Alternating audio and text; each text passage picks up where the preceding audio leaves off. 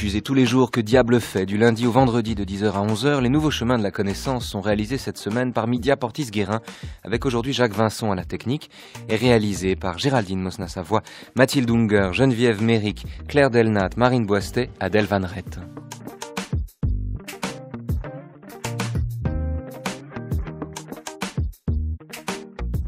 Adèle qui vous parlera de la philosophie comme un exercice de vertige tout à l'heure en compagnie de François Gachou à 10h50 dans le journal des Nouveaux Chemins.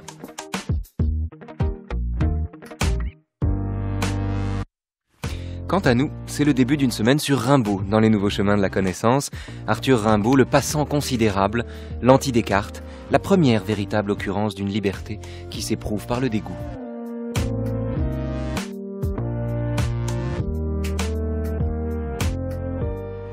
Rimbaud, le poète béni, dont Bernard Tessèdre, Pierre Brunel, Dominique Noguez, Michel Murat et Yann Frémy viendront successivement vous parler à ce micro, dont Jérôme Kircher vous lira quelques-unes des perles et dont son biographe Jean-Luc Steinmetz vient aujourd'hui vous raconter un peu l'histoire.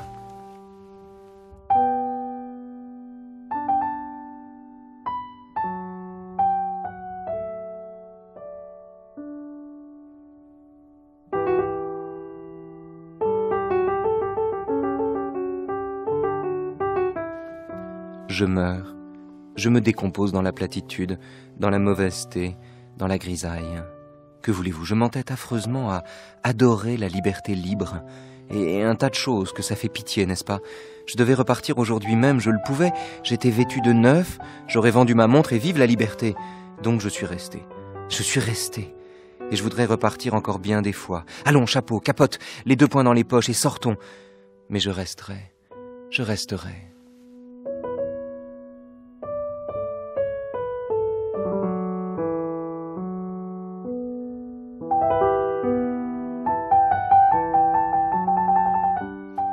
Bonjour Jean-Luc Steinmetz. Bonjour. Bonjour, bienvenue sur les Nouveaux Chemins de la Connaissance. C'est une joie de vous accueillir, comme ça a été une joie de vous lire, je dois le dire, tout de suite. Arthur Rimbaud, une question de présence, sa biographie aux éditions Talendier, on en est à la 4e édition, et c'est la moindre des choses, car c'est un texte vraiment remarquable et délicieux à lire, une bonne façon d'entrer dans le génie d'Arthur Rimbaud. Alors, on va partir non pas d'un oxymore, mais d'une redondance, cette image étrange de liberté libre. Qu'entend Rimbaud dans cette lettre à Isambard, une lettre du 2 novembre 1870, il a 16 ans, et quand il parle à son professeur et qu'il dit « j'ai toujours adoré la liberté libre », pourquoi ce redoublement, selon vous, Jean-Luc Steinmetz? Oui, d'abord, disons que c'est très difficile d'interpréter exactement la pensée de Rimbaud, mais ce qu'on peut remarquer à propos d'une expression comme ça, c'est sa justesse surprenante, et ce qui fait que l'on s'attache tant à Rimbaud, les poètes et les autres, c'est justement la forme de ses formules, la rapidité et l'exactitude, sa façon de prendre le vocabulaire. Donc la liberté libre, c'est une de ses formules, mais on peut se rappeler par exemple « au réveil il était midi », c'est une phrase tellement simple, et pourtant, elle marque, il arrive à trouver dans la langue française les éléments les plus vivants et les plus forts. Alors, je crois que c'est ça qu'il faut retenir dans cette expression, au-delà de toute analyse qu'on pourrait en faire. Mais bien sûr, la liberté est là, importante chez Rimbaud, mais il a parfaitement conscience que la vie d'homme ne peut pas véritablement briser les différentes étreintes qu'impose la société et qu'impose même une certaine forme de culture. Par exemple, les Parnassiens, le milieu des Parnassiens dans lequel il écrit, n'est-ce pas ? Donc, la forme de la vie de Rimbaud, ce sera toujours de vouloir s'échapper. Et il s'échappe en vain, puisque le cercle se referme très vite.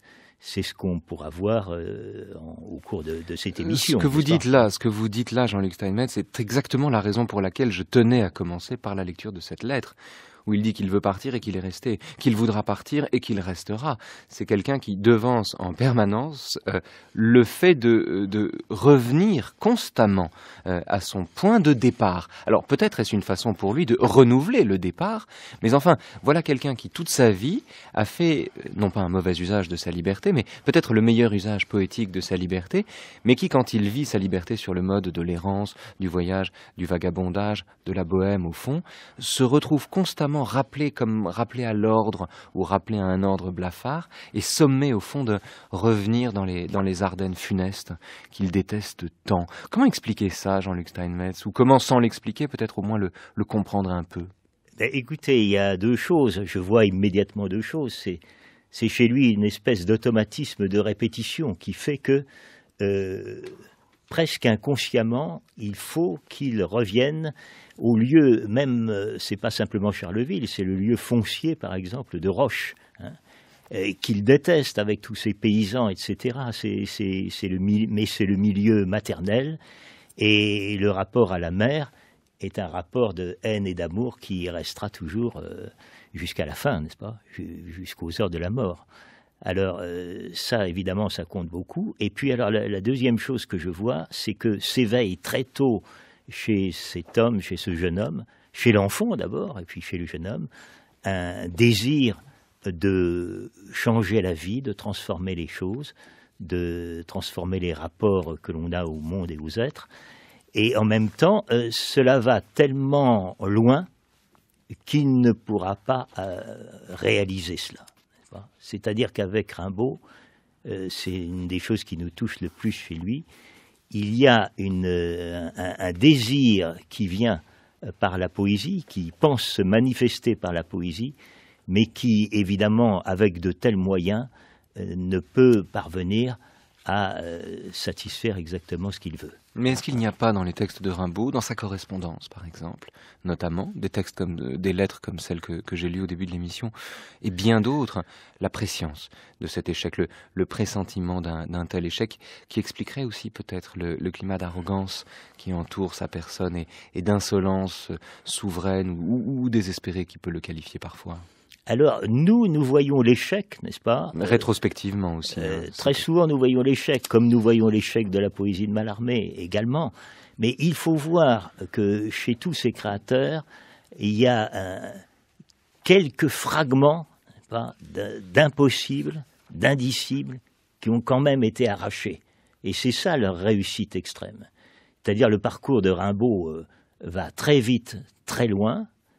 Et en même temps, l'échec, c'est de ne pas avoir rencontré ceux qui peuvent faire écho à ce qu'il veut, n'est-ce pas?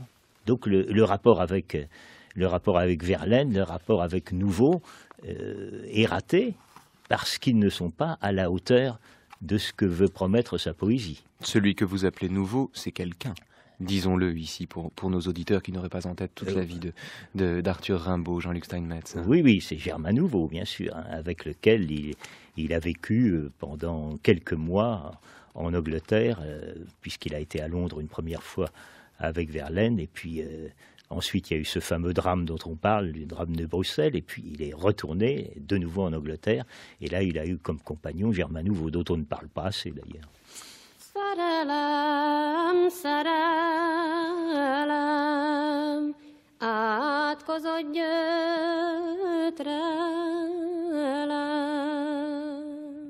Ces poètes-là, voyez-vous, ne sont pas d'ici-bas. Laissez-les vivre leur vie étrange, laissez-les avoir froid et faim, laissez-les courir, aimer et chanter. Ils sont aussi riches que Jacques Coeur, tous ces folles enfants, car ils ont des rimes plein l'âme, des rimes qui rient et qui pleurent, qui nous font rire ou pleurer. Laissez-les vivre. Dieu bénit tous les miséricordes, et le monde bénit les poètes.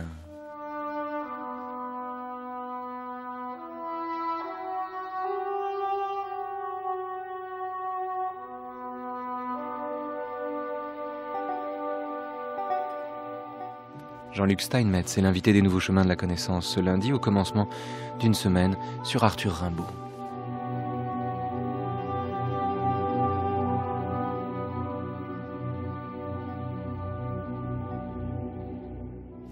Les quelques lignes que je viens de lire, Jean-Luc Steinmetz, c'est le fameux prologue de Rimbaud. Je crois qu'il a 10 ans, 10, 11 ans quand il écrit ça peut-être, et qu'il apprend à l'école à se planquer au fond, hein, à planquer son génie derrière l'attitude de l'excellence, derrière les atours de l'excellence. Première expérience de la dissimulation rimbaldienne, Jean-Luc Steinmetz. Oui, c'est-à-dire Rimbaud va quand même profiter de ce milieu de l'école pour découvrir ce qu'on appelle la culture, parce que dans le milieu de une sa culture mère, classique, hein. Oui, une culture classique, et une culture qui va passer par la composition des vers latins, ce qui compte beaucoup quand même quand on regarde le parcours de Rimbaud, parce qu'il y trouve une excellence remarquable, n'est-ce pas? Ses premiers textes publiés sont des exercices de vers latins sur des thèmes imposés, et cela lui fait particulièrement comprendre la force des syllabes, n'est-ce pas? Ce qu'on peut appeler le signifiant même. Il faut rappeler que Rimbaud était un latiniste de compétition, oui, oui. Qui excellait au point d'ailleurs, par exemple, de comparer, alors ça c'est assez fort parce qu'on retrouve ici et le latiniste et en un sens l'homme révolté et le poète, au point de comparer par exemple Abdelkader à Jugurtha, l'un s'opposant à Rome comme l'autre s'oppose à l'empire colonial français, Jean-Luc Steinmetz. Oui, oui, là c'était un exercice imposé et donc il a eu l'idée de faire... Se joindre les deux personnages. D'ailleurs, il y a plusieurs contestations sur ce point, sur le sujet même de cette composition en vers latin. Mais en tout cas, c'est important de voir qu'il connaît particulièrement le latin, beaucoup plus que le grec d'ailleurs, et que donc il a un sens du vocabulaire qui lui vient de là, et un sens des syllabes dont je parlais tout à l'heure, très, très remarquable, n'est-ce pas, et qui va se retrouver dans toutes ses compositions d'ailleurs. Ce qui fait de Rimbaud, disons-le tout de suite, un poète archi-classique, à bien des égards, à bien des titres, en tout cas quand il s'agit de ce qu'on a appelé les poésies, où l'extravagance du vocabulaire vient avec aussi parfois un respect des formes classiques et de la prosodie tout à fait rigoureux, en un sens d'ailleurs, à d'autres titres aussi, on va peut-être cette émission nous donnera l'occasion de le voir plus précisément, l'héritier de Baudelaire, Jean-Luc Steinmetz. Oui, l'héritier de Baudelaire, mais Baudelaire commence à être connu à cette époque-là, et surtout Rimbaud lit les volumes, ou plutôt les fascicules du Parnasse contemporain. Et le Parnasse contemporain, c'est une sorte d'anthologie permanente de la poésie de son époque, n'est-ce pas? Alors là, il apprend à faire un tri, d'ailleurs, par lui-même, parmi les meilleurs et ceux qui sont évidemment à rejeter. Alors, il perçoit très vite l'importance d'un Verlaine, par exemple, mais d'autres dont on parle moins, comme Mérat, comme Valade. Et l'une des caractéristiques de Rimbaud aussi, c'est la rapidité avec laquelle il va parcourir toutes les écoles poétiques, partant du romantisme et atteignant très vite ce que font les Parnassiens et les dépassants. Et il propose dans une lettre à Théodore de Banville, qui règne dans le milieu du Parnasse, un texte qui s'appelle Credo in unam, qui est un véritable manifeste. Je crois en une, c'est-à-dire en la femme. On a parlé de l'homosexualité de Rimbaud, mais là, quand il dit in unam, ça veut dire en une seule femme, c'est-à-dire la beauté, c'est-à-dire Vénus. Et c'est pas mal de voir cet adolescent, n'est-ce pas, célébrer cette image de la femme, évidemment en rapport et en contradiction avec le credo in unum religieux. Le soleil, le foyer de tendresse et de vie, verse l'amour brûlant à la terre ravie. Et quand on est couché sur la vallée, on sent que la terre est nubile et déborde de sang, que son immense sein, soulevé par une âme, est d'amour comme Dieu, de chair comme la femme, et qu'il renferme gros de sève et de rayons, le grand fourmillement de tous les embryons. Moi j'ai une toute petite ligne de chance. Moi j'ai une toute petite ligne de chance. Si peu de chance dans la main, ça me fait peur des lendemains. Ma ligne de chance, dis-moi chérie, qu'est-ce que t'en penses? Ce que j'en pense, quelle importance, c'est fou ce que j'aime, ta ligne de hanche, ta ligne de hanche. Ma ligne de chance, j'aime la caresser de mes mains, ta ligne de hanche. Ma ligne de chance, c'est une fleur dans mon jardin. Arthur Rimbaud, une question de présence, c'est le titre de la biographie de Jean-Luc Steinmetz, notre invité d'aujourd'hui au commencement d'une semaine sur Rimbaud. De chance, regarde ce tout petit destin, si petit au creux de ma main. Ma ligne de chance, ma ligne de chance, dis-moi chérie, qu'est-ce que t'en penses? Ce que j'en pense, quelle importance, tais-toi et donne-moi ta main, ta ligne de hanche. Ma ligne de chance, c'est un oiseau dans le matin. La lettre à laquelle vous faites référence, Jean-Luc Steinmetz, donc la lettre à Théodore Banville, est une lettre à laquelle Banville répondra par la négative. Rimbaud lui envoie une lettre d'admiration en espérant être publié. C'est un échec. Pourtant, Rimbaud lui envoie des choses absolument extraordinaires, notamment son Ophélie, par exemple, dont Banville ne veut pas. Comment expliquer ce refus de Banville et comment Rimbaud l'a-t-il vécu, Jean-Luc Steinmetz? Je ne sais pas si c'est un refus, c'est-à-dire que Rimbaud est très jeune, d'une part, et il se présente comme très jeune, et d'autre part, la première anthologie qui regroupe les fascicules du Parnasse contemporain est finie, est bouclée. Donc c'est très difficile qu'il soit inclus dans cet ensemble. De sorte que c'est pour des raisons techniques qu'ils n'ont pas voulu de ces textes à cette occasion-là? Peut-être. Moi, j'ai pas. On ne connaît pas de compte rendu, de compte rendu de lecture de ce qu'il a envoyé. En tout cas, Banville lui a répondu, mais on ne connaît pas non plus la substance de cette lettre. Ce qui est sûr, c'est que 1 an plus tard, Rimbaud va lui envoyer de nouveau une lettre où il place un poème qui nous montre à quel point il a avancé dans sa conception de la poésie, n'est-ce pas? C'est ce qu'on dit au poète à propos de Fleurs. Alors justement, quelle différence faut-il faire, par exemple, entre un texte comme Ophélie et ce qu'on dit au poète à propos de Fleurs? Selon vous, Jean-Luc Steinmetz, dans quelle mesure est-ce que sa conception de la poésie évolue à cet instant? C'est très important de le préciser parce que Rimbaud a 16, 17, 18 ans, même pas encore d'ailleurs, et tout se joue à ce moment-là. Tout se joue, et la théorie, et la poésie, et la pratique, en un sens. Oui, mais il y a quelque chose qui se joue aussi en dehors de lui et qui va bouleverser les choses. C'est la guerre de 70, c'est la naissante Troisième République, et puis bientôt la Commune.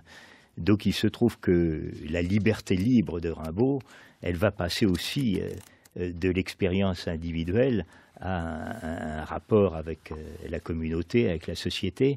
Et à ce moment-là, il va se trouver son désir de renouvellement des choses, un désir un peu fou qui n'est pas spécialement médité, qui ne sait pas très bien où faire porter sa force. Cela va rencontrer le grand mouvement social avec lequel il va se trouver immédiatement d'accord. C'est comme si l'histoire était à l'unisson de son vœu de changer la poésie. Au fond, son amour de la commune et cette liberté libre dont nous parlions au début et autour de laquelle nous tournons pour qualifier la vie de Rimbaud, cette liberté libre, peut-être à la fois donc la liberté du poète qui, fidèle à sa propre démarche, aussi fidèle que possible à sa propre démarche, libère la liberté qui est à l'œuvre en lui. Bon. Mais ça peut être aussi celle du poète qui, prenant la poésie pour la norme du réel, culmine dans le désir révolutionnaire, la passion révolutionnaire qui s'incarne dans la commune, dont Rimbaud manque les événements, mais qu'il célèbre dans ses poèmes, Jean-Luc Steinmetz. Ça encore, la participation de Rimbaud à la commune, on n'en sait pas grand-chose. C'est à vous que je dois de savoir qu'il a manqué les événements quand même. C'est dans votre biographie, c'est ce que vous dites. Il a à peine manqué les événements. Il n'était pas là, heureusement pour lui, dans la semaine sanglante, mais il est fort possible qu'après être venu en 1871, en février, à Paris, et où il a vécu tous tout ce mouvement, n'est-ce pas, la commune n'étant pas encore proclamée, il est possible qu'une deuxième fois, il soit venu et qu'à ce moment-là, il ait été en rapport avec les communards et avec les francs-tireurs. Donc, un certain nombre de ces poèmes marquent particulièrement ce moment-là, et c'est un moment aussi où on sait que Verlaine était en rapport avec la Commune. Donc, ce sont deux écrivains militants, si on peut dire, hein, quoique cet engagement ne soit pas un engagement strictement politique et qu'il dépasse de beaucoup ce cadre idéologique. Hein.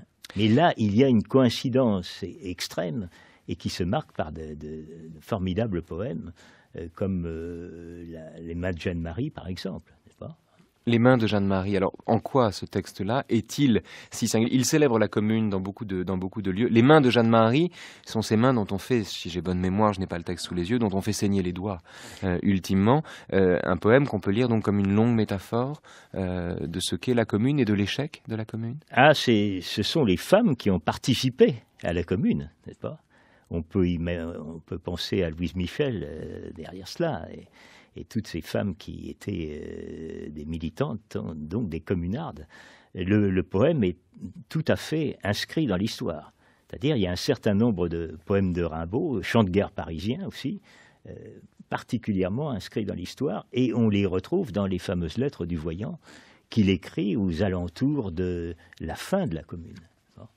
Et les lettres du Voyant, vous verriez une concomitance entre la lettre du Voyant, les lettres du Voyant, hein, puisqu'il y en a deux, et l'épisode de la Commune. Quel rapport faut-il faire, puisqu'on est là encore dans Libérer la liberté, au fond, et dans sa traduction politique ou poétique, quel rapport faut-il faire entre l'épisode de la Commune et le lent et immense et raisonné dérèglement de tous les sens dont Rimbaud vante les mérites et qu'il institue comme une méthode dans la lettre du Voyant, Jean-Luc Steinmetz? Voilà, alors je crois que là, il y a un mot qu'il faut prononcer, qu'on ne prononce pas toujours, qui est le mot d'encrapulement. Donc il veut s'encrapuler comme s'il passait par une voie noire, n'est-ce pas, pour atteindre la poésie, pour atteindre la vraie poésie. Et donc la fausse poésie, c'est celle qui est en accord avec la société, avec la bourgeoisie, etc. Et il y aurait une nouvelle poésie que permettrait d'atteindre une pratique révoltée. Et cette pratique révoltée, il la voit à l'œuvre avec les prolétaires, n'est-ce pas ?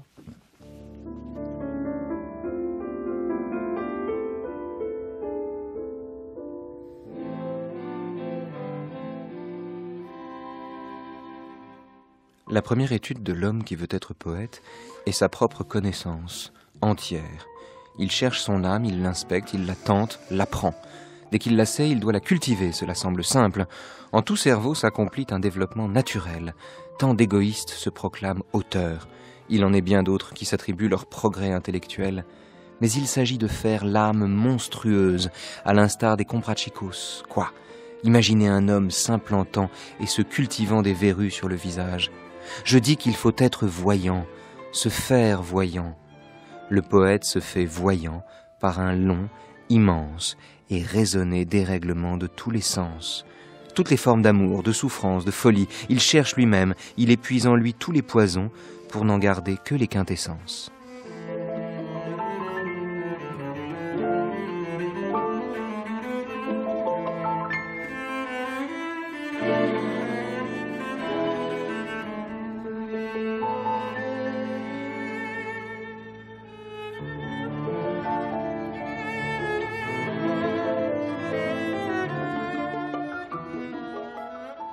Madame se tient trop debout dans la prairie, prochaine, où neigent les fils du travail, l'ombrelle au doigt, foulant l'ombelle, trop fière pour elle, des enfants lisant dans la verdure fleurie. Leur livre de maroquin rouge, hélas. Lui, comme 1000 anges blancs qui se séparent sur la route, s'éloigne par-delà la montagne. Elle, toute froide et noire, court après le départ de l'homme.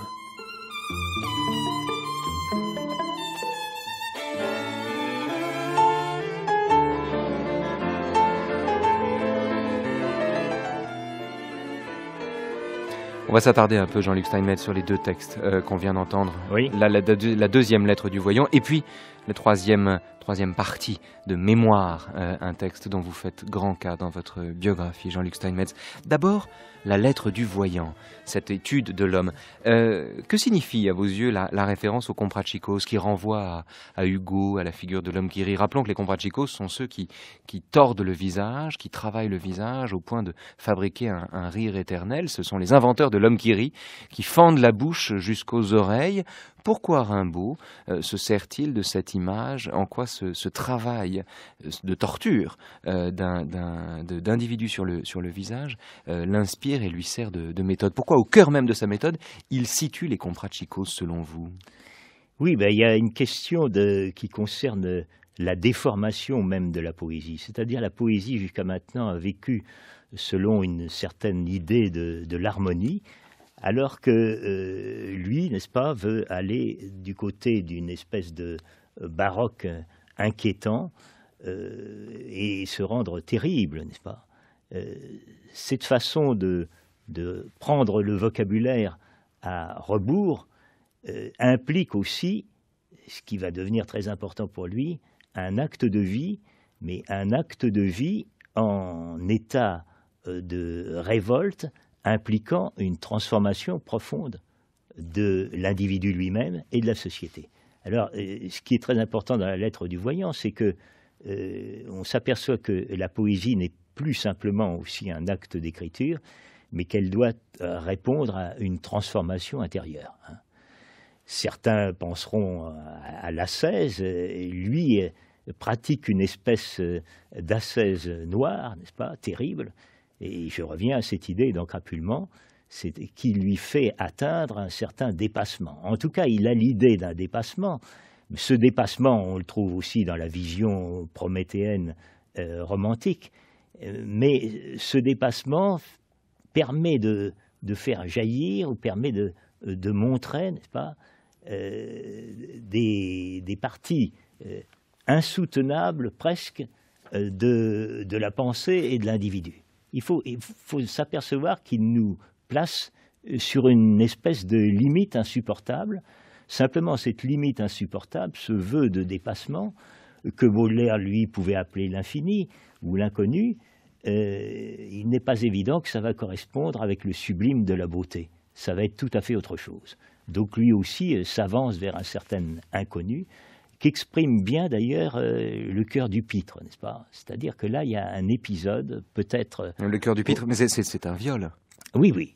C'est un viol. Manifestement, cet homme a été violé. En tout cas, c'est le texte.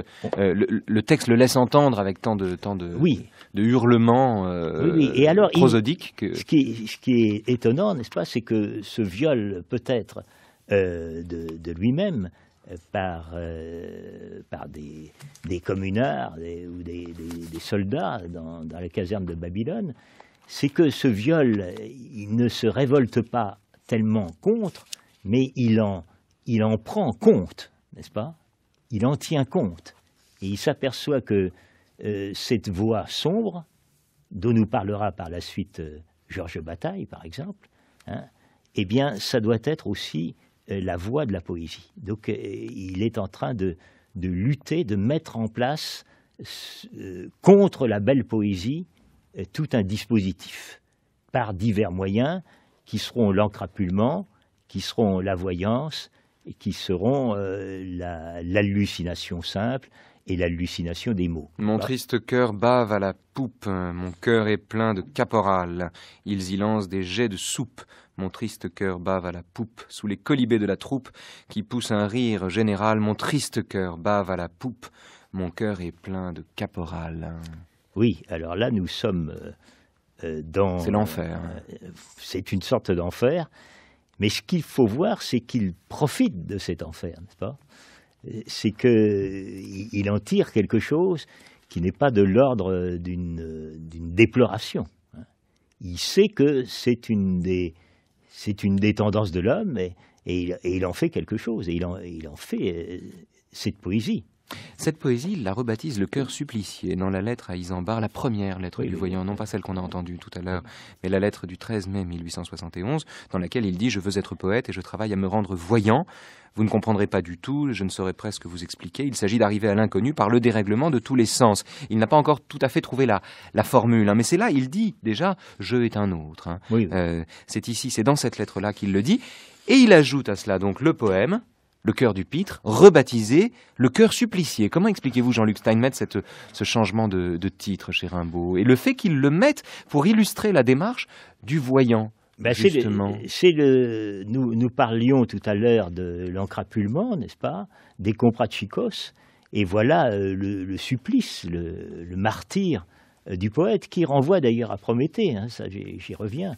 Pourquoi Prométhée? Le Prométhée de voleur de feu, hein, qui en même temps est supplicié sur le Caucase.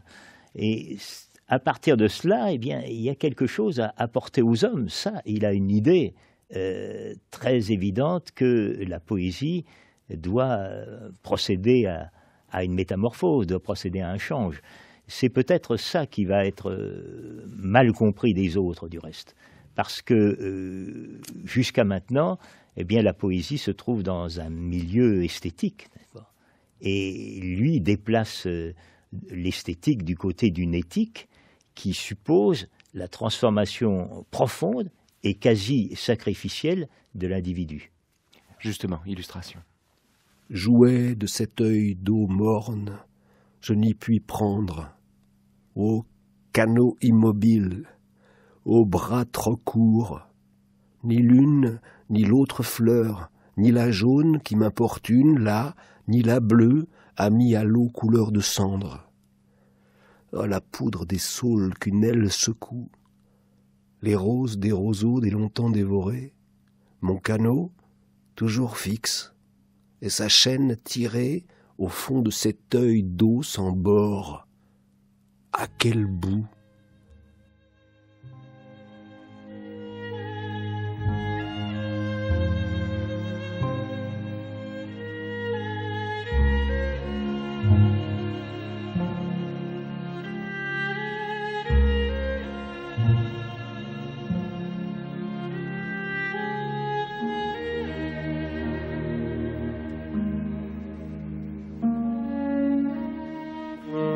On n'est pas sérieux quand on a 17 ans.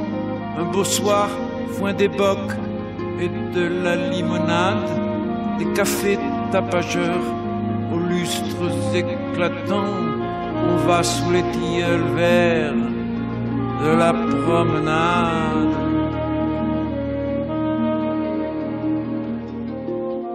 Les tilleuls sentent bon dans les bons soirs de juin, l'air est parfois si doux qu'on ferme la paupière, le vent chargé de bruit, la ville n'est pas loin, a des parfums de vigne et des parfums de bière.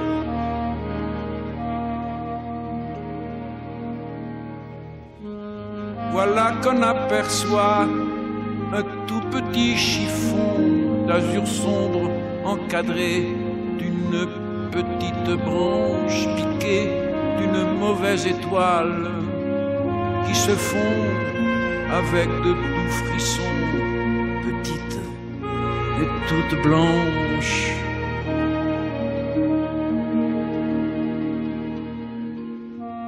Nuit de juin, 17 ans, on se laisse griser. La sève et du champagne et vous monte à la tête, on divague, on se sent aux lèvres, un baiser qui palpite là comme une petite bête.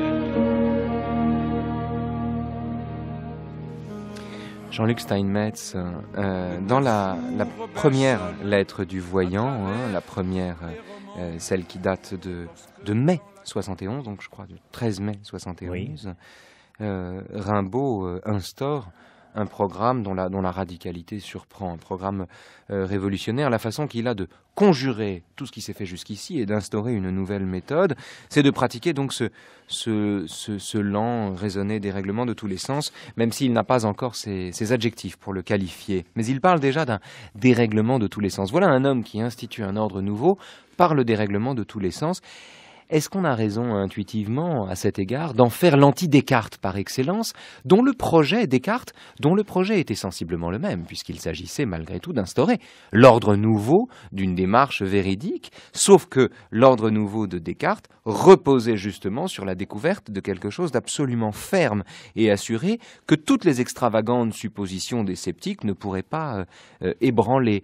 Est-ce qu'au fond, Rimbaud et Descartes n'ont pas le même projet d'un recommencement, d'une table rase, conduit chez Rimbaud par le dérèglement de tous les sens, conduit chez Descartes par la ressaisie intuitive de soi, d'une identité stable et fixe?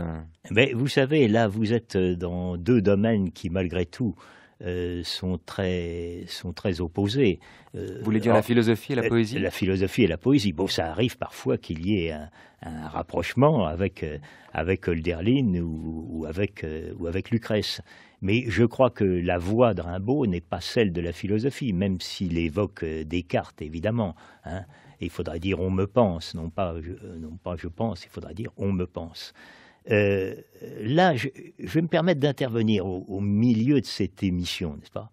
Parce que ce que nous avons fait jusqu'à maintenant nous donne une image très mêlée, n'est-ce pas, de Rimbaud. Et au fond, il y a une scission, précisément au moment de la lettre du voyant. Et puis, il y a d'autres phases aussi. Et quand on entend, par exemple, le poème roman interprété par interprété par Léo Ferré, nous revenons en arrière, n'est-ce pas? Puis nous avons eu des extraits de mémoire, et là nous sommes en avant. Or, et entre les deux, il y a eu le Cœur du Pitre, que nous avons cité tout à l'heure, qui est un moment décisif. Donc évidemment, Rimbaud va très vite, mais il y a un certain nombre de phases comme ça, une chronologie, il faut bien appeler les choses comme ainsi, qui permettrait peut-être qui nous permettrait de mieux comprendre comment les choses se passent. Pourquoi faudrait-il suivre la chronologie pour comprendre Rimbaud, Jean-Luc Steinmetz? Après tout, Ophélie n'est pas un poème moins dément que certaines illuminations, même si les méthodes ne sont pas les mêmes et la versification par définition n'est pas la même, puisque les illuminations sont en prose, par exemple. Oui, le même si est important, mais par exemple, Ophélie répond à tous les critères de la poésie traditionnelle. Alors que pour atteindre l'expression des illuminations, il a fallu rejeter beaucoup de choses, critiquer beaucoup de choses. Or, c'est assez difficile de faire l'économie de ce passage. Je comprends très bien que, n'est-ce pas, qu'on bouleverse, qu'on ne veuille pas s'assujettir à la chronologie, mais nous sommes bien obligés avec Rimbaud de prendre en considération d'une part la lettre du voyant et le rapport avec la commune, ensuite le rapport avec Verlaine, et cette phase si particulière en quoi consistent les derniers vers, qui sont un dégagement au niveau prosodique et au niveau un dégagement de la rime, une des premières fois un dégagement de la rime. Alors là, nous sommes dans une espèce de poésie des temps passés, et presque immémoriale. Elle est retrouvée, l'éternité, c'est la mer avec le soleil. Est-ce que c'est le même qui a fait Ophélie? Bien sûr, c'est le même qui a fait Ophélie. Mais il est intéressant de voir que c'est d'abord lui qui fait Ophélie, et puis qu'ensuite elle est retrouvée, l'éternité. Qu'est-ce qui s'est passé dans l'intervalle? Justement, il s'est passé un certain nombre de choses d'un point de vue historique et du point de vue de la connaissance que Rimbaud a voulu avoir de lui-même. C'est-à-dire une transformation. Mais justement, cette saisie linéaire de Rimbaud, cette restitution linéaire de Rimbaud, c'est vrai, votre biographie respecte sa linéarité tout en restituant aussi le chaos d'un individu. Et c'est d'une certaine manière un tour de force. Est-ce que cette saisie linéaire n'est pas contredite à la fois par le fait qu'il vante le lent raisonné dérèglement de tous les sens, ça c'est la première hypothèse, oui. Et deuxièmement, par le fait qu'il il est une existence lui-même en yo-yo et qu'il ne cesse de revenir à son point de départ et que d'ailleurs il dit elle est retrouvée l'éternité. En d'autres termes, bien sûr, la forme est nouvelle quand il l'écrit, mais elle est retrouvée. Il a déjà mis la main dessus. Est-ce à dire au fond que est-ce que l'idée de procéder par aller-retour ou par va-et-vient à l'intérieur de la biographie de Rimbaud n'est pas plus fidèle à l'intimité d'une trajectoire qui ne cesse de revenir à son point de départ qu'à la linéarité d'un projet qui affirme la transformation du poète? Oui, mais je crois qu'il faut respecter les deux choses, n'est-ce pas? Et ça, c'est évidemment très difficile, parce que nous sommes dans des questions de temps, n'est-ce pas? Rimbaud est parfois dans le temps de l'histoire, il est dans son temps personnel, et il est dans le temps de la poésie. Alors, c'est trois temps qui ont des difficultés à se conjuguer. Mais en même temps, quand on lit son œuvre, quand on voit sa vie, on s'aperçoit que ça se combine. Et l'endroit qui fait que ça se combine, c'est quand Rimbaud dit il faut se rendre voyant. C'est-à-dire, nous passons ici de la poésie rhétorique à la poésie active et à la poésie qui transforme l'individu. C'est-à-dire, pour qu'il y ait une poésie nouvelle, il faut que l'homme devienne nouveau, n'est-ce pas? Accède donc à d'autres endroits de la pensée. Dérèglement de tous les sens, par exemple. D'ailleurs, je ne sais pas très bien, ça reste très mystérieux, n'est-ce pas? Quelle est cette hallucination par lesquelles il est passé? On parle de matinée d'ivresse qui serait en rapport avec le hashish, ça ne serait pas... C'est le temps des assassins, oui. Oui. Il se termine par le temps des assassins, c'est-à-dire des consommateurs des de hashish, des hashichins. Oui. Yves Bonnefoy donnait beaucoup d'importance à ça. Mais évidemment, Rimbaud dit qu'à côté de ça, il y a l'hallucination des mots, n'est-ce pas? Il y a des quantités de formes d'hallucination. C'est-à-dire que le réel est facultatif, si on peut dire. Pardonnez-moi, Jean-Luc Steinmetz, de refaire un retour en arrière, contrariant l'idée que vous nous donnez. C'est à vous que je dois d'avoir compris ceci, ou d'avoir découvert ceci. Un jour, Isambard, donc son prof, le croise en train de lire un Montaigne à la main. Le texte de Montaigne qu'il est en train de lire dit ceci, c'est une citation où Montaigne parle de Platon. Le poète, dit Platon, c'est Montaigne qui écrit, assis sur le trépied des muses, verse de furie tout ce qui lui vient en la bouche, comme la gargouille d'une fontaine, sans le ruminer et poiser. Et lui échappe des choses de diverses couleurs, de contraires substances, et d'un coup rompu. Et la vieille théologie est toute poésie, disent les savants, et la première philosophie, c'est l'originel langage des dieux. C'est un extrait qui se trouve dans le chapitre des Essais intitulé « De la vanité ». C'est le chapitre 9 du livre 3 des Essais, qui reprend le propos de Platon dans le Phèdre, où il parle de mania poétique, de dépossession poétique. Est-ce que il n'y a pas ici, dans cette occurrence, Platon, Montaigne et Rimbaud, qui culmine avec la lettre du voyant, une forme de tradition, une famille, au fond, qui, et pardon de prêcher pour la paroisse des Nouveaux Chemins, mais n'opposerait pas tant que ça, finalement, philosophie et poésie, Jean-Luc Steinmetz? Oui, il faut voir la façon dont Rimbaud s'empare de la philosophie. Hein, et je ne pense pas qu'il s'insère véritablement dedans. Il en tient compte. Là, vous parlez d'une anecdote qui est celle de Montaigne. Évidemment aussi, il connaît le banquet de Platon. Mais je ne pense pas qu'il faille accorder à Rimbaud une connaissance universelle des textes. Et c'est bien dans le domaine de la poésie qu'il s'insère davantage, n'est-ce pas?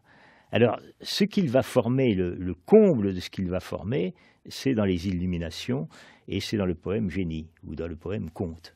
C'est-à-dire que, bien entendu, l'inspiration compte pour lui, mais ce qu'il veut, c'est proposer aussi une espèce de guide à l'image de l'ancien Christ, n'est-ce pas? Voir les proses évangéliques dont nous n'avons pas pu parler, mais oui, une espèce de figure qui transfigurerait l'homme et lui ferait accéder à de nouvelles possibilités. Génie, c'est l'épilogue des Illuminations, c'est ça. C'est la fin.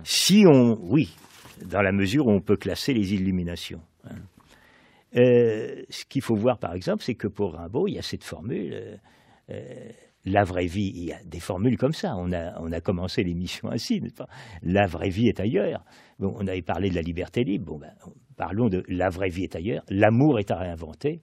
Ce sont des choses évidemment essentielles. Et le génie semble apporter cet amour-là. En même temps, il s'efface au dernier moment. Il n'est pas là pour l'idolâtrie des hommes. Mais est-ce que de ce point de vue, Rimbaud, et c'est ce qui expliquerait peut-être d'ailleurs la postérité iconique de Rimbaud et cette façon qu'on a eu de le chosifier en courant d'air finalement, une espèce de courant d'air officiel ou institutionnel, enfin la figure de l'adolescence, disons la meilleure excuse de l'adolescence. Rimbaud, est-ce qu'au fond Rimbaud ne va pas, comme souvent les tempéraments prophétiques, du pressentiment d'un homme nouveau à la déception de constater qu'au fond il n'arrive pas et qu'en définitive il vaudrait mieux qu'il se marie? Se marier, ça c'est une autre affaire. C'est lui qui le dit. Oui, il en parle tout à fait. Ça n'a pas grand-chose à voir avec ce qu'il dit de l'homme nouveau, hein, quand même. Oui. Non, mais il dit ça lorsqu'il est dans une situation quasi désespérée au Harare ou à Aden. Hein. Et puis il dit ça, il faut tenir compte de la correspondante aussi, du destinataire. Il dit ça à sa mère. Peut-être je vais revenir me marier, je vais gagner beaucoup d'argent et tout ça. Mais en même temps, il dit il faudrait que cette femme accepte que je reparte aussi. Hein. Donc la déception de Rimbaud, elle est à la mesure de ceux qu'il a rencontrés qui n'ont pas pu l'entendre. Et c'est encore ce qui se passe aujourd'hui, n'est-ce pas? C'est que nous faisons beaucoup de bruit autour de Rimbaud. Mais je connais peu de personnes qui l'aient lu bien, enfin, avec tout ce que supposent les derniers textes. Par exemple, il y a la partie Léo Ferré, n'est-ce pas? Mais la partie Une saison en enfer, qui est l'un des plus grands livres de l'Occident, c'est une auscultation de l'Occident à travers un individu.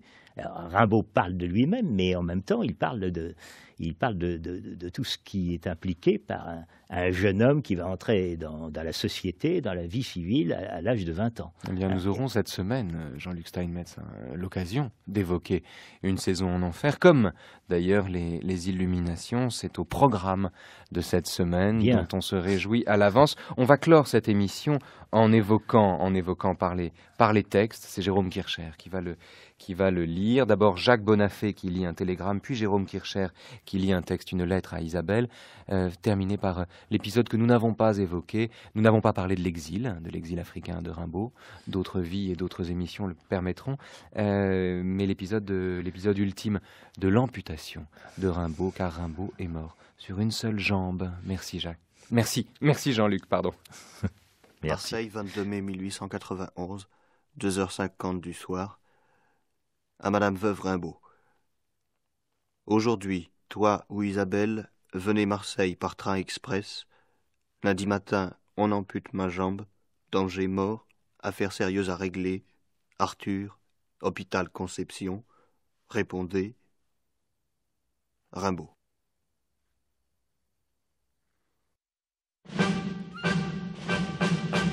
Je suis toujours levé, mais je ne vais pas bien. Jusqu'ici, je n'ai encore appris à marcher qu'avec des béquilles, encore. Il m'est impossible de monter ou descendre une seule marche. Dans ce cas, on est obligé de me descendre ou monter à bras-le-corps. Je me suis fait faire une jambe en bois, très légère, vernie, rembourrée, fort bien faite, prix 50 francs. Je l'ai mise il y a quelques jours, j'ai essayé de me traîner en me soulevant encore sur des béquilles, mais je me suis enflammé le moignon. J'ai laissé l'instrument maudit de côté. Je ne pourrais guère m'en servir avant 15 ou 20 jours, et encore avec des béquilles pendant au moins 1 mois, et pas plus d'1 heure ou 2 par jour. Le seul avantage est d'avoir 3 points d'appui au lieu de 2. Je recommence donc à béquiller.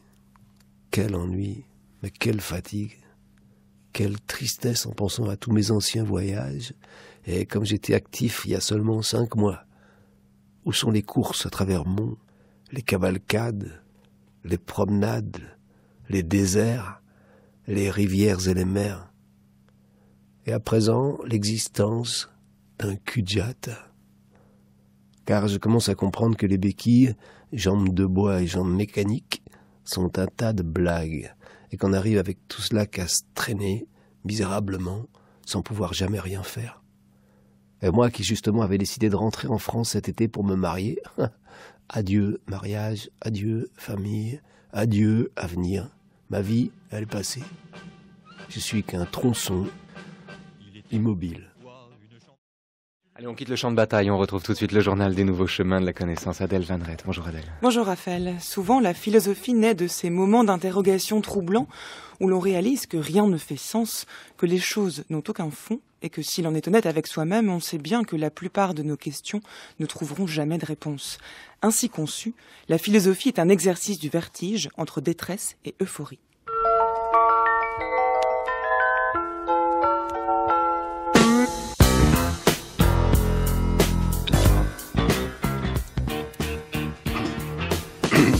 Bonjour François Gachou. Bonjour. La philosophie comme exercice du vertige, c'est le titre de votre livre qu'on trouve aux éditions du Cerf dans la collection La Nuit surveillée. Et en un sens, tout est dans le titre, puisque vous partez de cette expérience de vertige, donc de basculement absolu, basculement non seulement de la raison qui s'égare dans les questions, mais également de l'existence elle-même. C'est ce basculement qui fait qu'on n'arrive plus à rattacher l'existence à un socle stable. Et donc vous partez de cette expérience du vertige pour explorer, dites-vous, les territoires qui s'ouvrent à partir de lorsque surgit le vertige. Est-ce que ça veut dire, François Gachou, que cette expérience désagréable mais surtout violente et déboussolante qu'est le vertige serait la condition même de la philosophie ? Cela peut être. Je dirais que, au fond, la grande question, quand on est un être humain, n'est-elle pas d'apprendre à exister, apprendre à connaître, à vivre, à aimer, à être libre, en nous confrontant aussi avec des questions limites comme l'angoisse, le temps, la mort. Je suis persuadé, après avoir longtemps enseigné la philosophie, qu'au fond, nous sommes tous philosophes dès là que nous nous laissons interpeller par les grandes questions de la vie. Mais alors, il faut qu'elles viennent à nous. Il faut qu'on apprenne à s'interroger. Et il y a une grande tradition philosophique qui démarre chez Platon déjà, qui dit qu'au fond, pour devenir philosophe, il faut d'abord savoir s'étonner. Alors je me suis interrogé un peu plus avant en me demandant s'il n'y avait pas une autre expérience peut-être un peu plus impérative, peut-être plus forte, qui m'a été inspirée par le philosophe danois Søren Kierkegaard, qui dans son traité de l'angoisse dit qu'au fond, si on n'a pas été vraiment remué au fond de nous-mêmes par une expérience intérieure, il est difficile de devenir vraiment philosophe. Mais nous pouvons tous l'être. Je suis personnellement convaincu que les savoirs abstraits, purement abstraits, nous enseignent peu, et puis souvent ces traités universitaires sont réservés à une élite. Mais je crois que nous ne comprenons bien que ce que nous expérimentons nous-mêmes. Et pourtant, le vertige lui-même, à la différence de l'enseignement justement, n'est pas reçu de l'extérieur, c'est une expérience que l'on ne décide pas de faire ni d'avoir. Donc, comment faire? Peut-on provoquer un vertige ou est-on nécessairement victime et passivement, victime de ce vertige-là, François Gachou? Oui, alors d'un côté, il y a des vertiges qui viennent à nous sans qu'on les recherche, c'est-à-dire qu'ils sont imprévisibles. Je pense par exemple à la notion de contingence en philosophie. Contingence signifiant tout simplement que nous aurions pu être ou ne pas être. Quel est ce mystère et pourquoi suis-je là? Et puis ensuite, avec ma raison et ma liberté, comment vais-je construire ma trajectoire? Et si la liberté elle-même implique toujours de grands choix, elle implique aussi de grands risques et donc provoque également un certain vertige. Alors, il y a un aspect négatif du vertige, parce que c'est un certain mal-être dans le questionnement. Nous sommes déstabilisés. Vertere en latin veut dire retourner l'esprit. Donc, je verrais le vertige là comme un ébranlement de tout notre être, plus profond que l'étonnement, avec quelque chose d'originel et aussi d'indéfinissable, puisqu'il y a une part de mystère. La raison perd pied, nous vacillons de nos assises, notre équilibre est rompu, il y a une certaine perte de maîtrise. Donc, c'est vrai que c'est un sentiment assez désagréable, mais d'un autre côté et positivement, le vertige nous met devant la question. nous sommes empoignés par elle, nous ne pouvons pas l'éviter. Et alors, elle a cet avantage de nous arracher au confort. Voilà, ça c'est la vertu salvatrice du vertige qui nous arrache de ce confort, de cette plénitude d'être, cette insouciance, puisqu'elle nous met face au vide et à l'absence de sens de l'existence. Et donc à partir de là, c'est ce que vous dites, le vertige devient comme cette table rase qui devient un lieu d'éveil et qui permet l'exercice d'un travail sur soi. Voilà.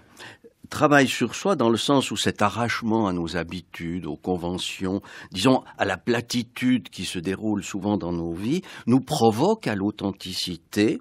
Je pense bien entendu à l'acte de liberté, parce que je crois que c'est d'abord cela qui définit l'homme, peut-être plus que la raison elle-même, la raison raisonnante, mais la liberté qui nous jette devant une invention de nous-mêmes sans que nous puissions nous priver de certains grands risques. Donc le vertige, c'est au fond l'expérience d'une disponibilité à accueillir ce qui nous arrive pour construire à partir de là un choix, et un choix en relation avec les autres et bien sûr avec la société. C'est aussi une ouverture aux interpellations de la vie, aux manifestations insoupçonnées de celles-ci, aux rencontres. Les grandes rencontres dans notre vie ne sont-elles pas la plupart du temps imprévisibles? Et nous sommes comme jetés en avant dans l'obligation d'improviser quelque chose. C'est aussi ce vertige positif un appel au remodelage de nos vies, aux vertus aussi du rebondissement, quand on parle par exemple de la résilience. Donc passer la détresse initiale du vertige, celui-ci peut vraiment devenir le lieu d'une création, la création de sa propre vie. C'est ce que vous montrez bien dans votre livre, François Gachou. Vous abordez 15 types de vertiges différents dans ce livre. Vertige de connaître, du désir, d'aimer, vertige de mourir, vertige de l'angoisse, vertige de la foi. Je renvoie les auditeurs à ce livre donc, qui s'appelle La philosophie comme exercice du vertige. Et on trouve ça aux éditions du Cerf. Merci d'être venu en parler aujourd'hui, François Gachou. Et moi, je renvoie les auditeurs à votre bibliothèque, Adèle, où on trouvera aujourd'hui un volume sur Proust et Beckett. Et voilà, qui propose un rapprochement inédit entre deux écrivains philosophes. Le premier est aussi connu pour ses phrases qui se déroulent en circonvolutions infinies que l'autre pour son écriture laconique et minimaliste. Mais si la forme et le style diffèrent, pourtant une même vision du monde les unit, même si cela peut paraître surprenant puisqu'il s'agit de Marcel Proust d'un côté et de Samuel Beckett de l'autre. Entre Combray et Dublin, entre Albertine et Winnie, entre Contre Sainte-Beuve et Fin de partie, a priori rien à voir.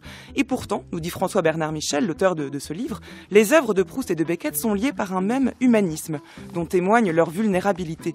Car malgré ces différences évidentes, tous deux partagent ces misères humaines que sont le souffle coupé ou le cœur folâtre. Manifestation on ne peut plus banale d'une âme tourmentée, dit-il. Je rappelle que l'auteur, qui en plus d'être écrivain, plutôt je vous informe, en plus d'être écrivain, essayiste et poète, est aussi médecin spécialiste du souffle.